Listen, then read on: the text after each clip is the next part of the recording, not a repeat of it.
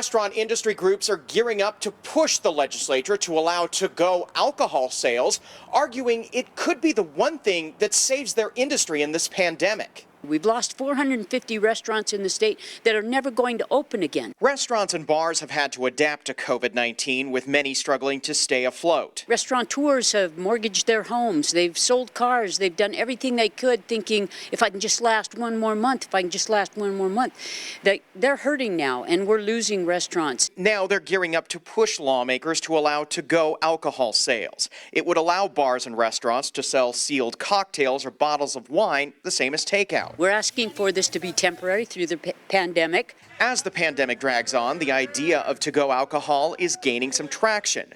Many liquor control states now allow it for restaurants, and a handful allow it for bars. Even Utah's Department of Alcoholic Beverage Control has floated the idea of online ordering and curbside pickup at state-run liquor stores. Restaurant and hospitality groups are bracing for an uphill battle on Capitol Hill. Some lawmakers have told Fox 13 they would oppose curbside alcohol sales, but one powerful lawmaker told us this. That sounds like a reasonable request, a reasonable proposal.